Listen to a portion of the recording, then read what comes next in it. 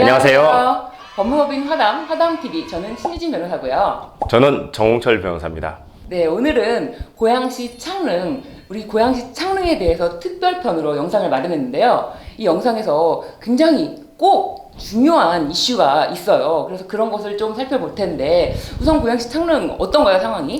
지금 고양 창릉은 다른 3기 신도시보다 좀 늦어졌죠. 네. 늦어진 여러 가지 이유가 있어요. 지역이 워낙 크다 보니까 대체계별로 많이 나눠져 있고, 그리고 이제 소유자 추천에 관련된 문제가 있다 보니까 상당히 지연됐는데 곧 6월 달에 네. 보상이 진행된다고 합니다. 네. 저희 창릉지구에 대해서 네. 한번 그 내용 잠시 한번 말씀해 네. 주실래요? 고양시 창릉지구에 대해서 말씀을 드리면요. 고양시 덕양구 일원의 780만 제곱미터 규모고요. 3만 8천여 가구가 들어온다고 해요. 사업 시행자는 한국토지주택공사, 경기도, 경기주택도시공사, 고양도시관리공사 이렇게 되고요. 진행 상황은 2019년 5월 7일에 사업 인정 고시가 있어서 2022년 5월까지는 이제 거의 다 감정평가가 끝냈다. 그래서 6월부터 협의 보상이 개시될 예정입니다. 너무 늦어졌지만 어쨌든 좋은 결과가 있었으면 하는 바람이 있습니다. 준비해 오신 대책위들도 되게 열심히 해오셨고, 그리고 주민들도 기대가 클 걸로 알고 있습니다.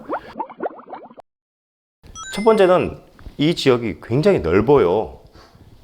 지금 30만 평 정도가 됐는데 여의도의 2.5배 정도가 아마 될 거예요. 상당히 넓은 지역이죠.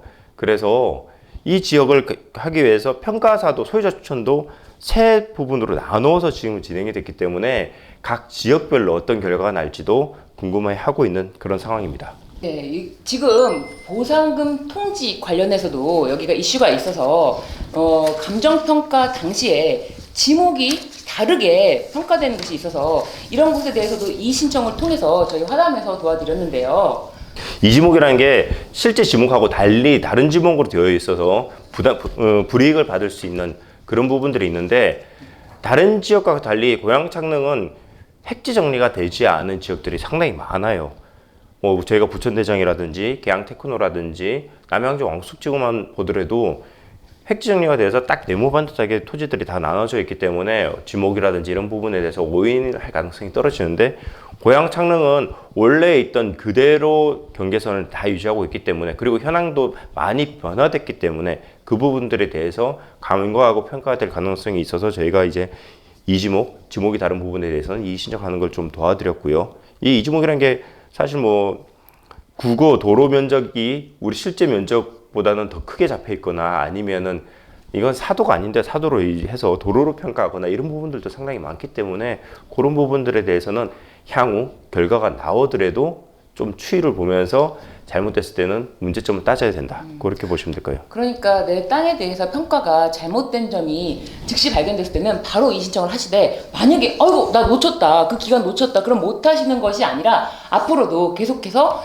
정확하게 평가를 받아서 평가받은 정확한 지목에 의해서 보상을 받으실 수 있도록 저희와 함께 계속 이 부분에 대해서는 다퉈야 될 거예요. 예. 또 이 한편으로는 고양 창릉만의 좀 특이한 그 상황이 있는데, 고양 창릉이 예전에 이제 땅이 좀 낮아서, 주변보다 낮아서 성토를 하는 경우가 꽤 많았어요. 그런 과정에서 비용을 절감하기 위해서 폐자재를 약간 묻은 경우도 있다라고 하는 경우가 있어요. 그래서 그런 부분들이 지금 굉장히 이슈화가 될 가능성이 있다. 그렇게 보이시네요. 뭐 토지에 사실 내 땅이니까, 내 땅이고 내가 팔 생각이 없었기 때문에 내가 다른 뭐 폐기물이 있어서 여기다가 묻었다, 이건 사실 문제가 되지 않잖아요. 이것이 다른 사람에게 이전됐을 때 비로소 이런 폐기물은 원치 않았다라고 하는 예. 그런 과정에서 생기는 문제이기 때문에, 설사 내 땅이어서 내가 묻었다라고 하는 경우, 이런 경우도 있고, 아니면은 뭐 예전에 그런 게 있었는지 나는 그런 거에 대해서 관심도 없었고 나도 사실은 그거를 몰랐다. 이전받은 거다 몰랐다, 예. 이런 경우도 있으실 텐데요. 예. 이 두 가지 모두 예. 사실은 이전받은 새롭게 토지를 취득한 사람 쪽에서는 문제가 되잖아요. 그렇죠. 그래서 이런 경우에 아니 이 땅을 새롭게 이전받은 경우, 일반 사인 간의 매매라고 할 경우는 새로 산 사람은 원 땅 주인에게 이거 폐기물을 원치 않습니다, 이 부분에 대해서 담보 책임을 져라, 이거 하자 아닙니까? 하자 담보 책임을 져라 라고 할 수 있는 거잖아요. 그렇죠. 원래의 물건의 형태대로 매입을 했는데 그 물건을 사고 나서 보니 그 물건이 내가 원하는 형상이나 성상이 아니다. 즉 안에 폐기물이 있어서 이걸 정리하려면 비용이 든다. 그러면은 당연히 하자담보 책임으로 해서 나 그 땅 그 가격 줬지만은 요거 치우는 가격은 별도로 나한테 반환을 하라는 하자담보 책임을 물을 수가 있어요. 민사적으로. 네. 그리고 지금 우리가 협의 금액이 통지되었을 때 내가 사업 시행자한테 이 땅을 협의를 해서 팔겠다라고 하는 거는 사인 간의 매매하고 똑같은 거예요. 그러다 보니까 사업 시행자가 나중에 협의해서 금액을 보상금을 지급하고 땅을 팠는데 폐기물이 나왔어요. 그러면 하자담보 책임을 물어서 그 손해배상이라든지 아니면 가지고 있는 책임 그 금액에 대해서 청구를 하는 소송을 할 수가 있거든요. 그래서 이게 좀 문제가 돼요. 그러다 보니까 이런 경우는 많은 분들이 내가 사인 간의 매매처럼 되는 협의를 택하기보다는 강제로 수용을 당하는 형식을 띄어서 하자담보 책임을 면하려고 하는 그런 부분도 있습니다. 이 땅에 대해서 나는 더 이상 책임을 지고 싶지 않다라고 하실 경우에는 협의를 하시면은 안 된다. 그러면은 이런 경우에는 강제 수용을 하는 경우에는 왜 하자담보 책임을 물을 수가 없나요? 이게 내가 원해서 판 게 아니고 내가 팔고 싶지 않은데 법률에 의해서 강제로 돈을 지급하고 뺏어갔기 때문에 내 의사가 들어가 있지 않아요.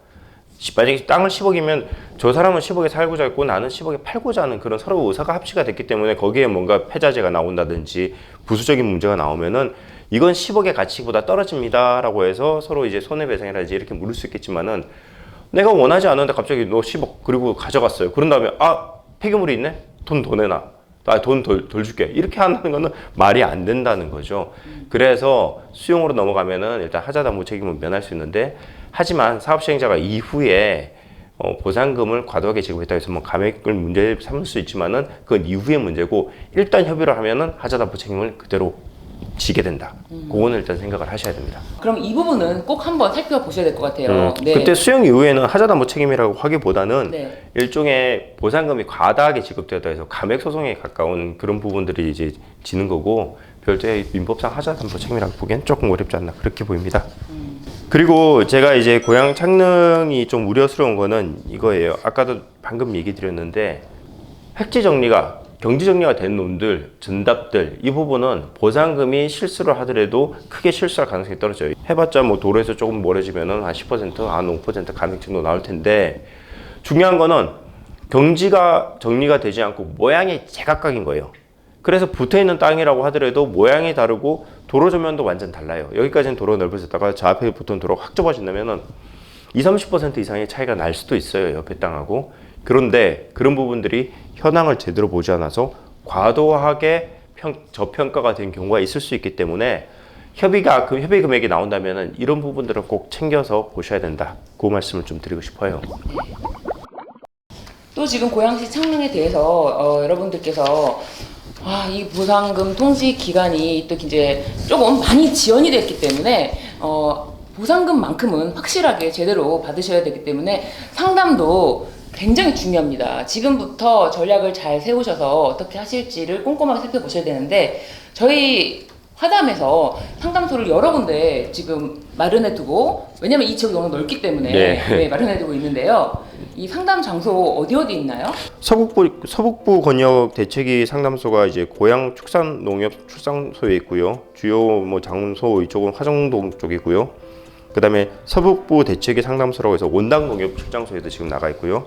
그리고 신도농협, 그다음에 동산동 대책위도 상담소가 지금 운영되고 있고요.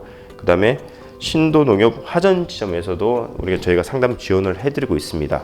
결국 이 상담을 하는 건 주체는 어쨌든 대책위가 되어서 아니면 농협이 되어서 진행을 하겠지만은 저희가 그쪽에 그 지원을 해달라는 요청을 받아서 그 지역에서 그 원하는 시간대에 지원을 해드리고 있으니까 내가 저기가 가기가 좀 더 편하겠다면은 미리 연락을 주시면은 그 적절한 상담을 받으실 수 있도록 저희가 조치하고 상담을 하겠습니다.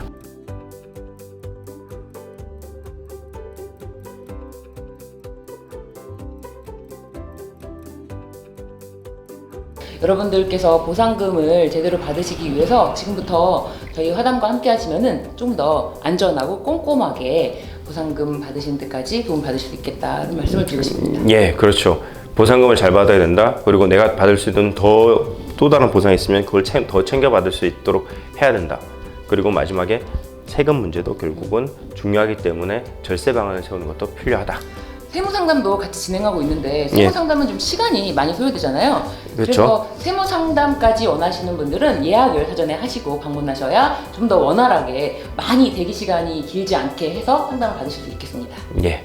어쨌든 좋은 결과가 났으면 좋겠지만은 만약에 여러분들이 원하는 결과가 나지 않았을 경우 반드시 상담을 받으시고 향후 대책을 수립하시길 권해드리면서 오늘 방송은 여기서 마치겠습니다. 네, 지금까지 고향 창릉 3기 신도시 정말 많은 이슈가 있어서 여러분들 많이 마음고생도 심하셨는데요. 저희 화담과 함께 하시면서 꼼꼼하게 챙겨서 무상금 증액까지 함께 하시기를 저희가 영상으로 준비했습니다. 네, 예, 지금까지 법무부의 하담 정홍철 신유진 변호사입니다. 예. 네, 감사합니다.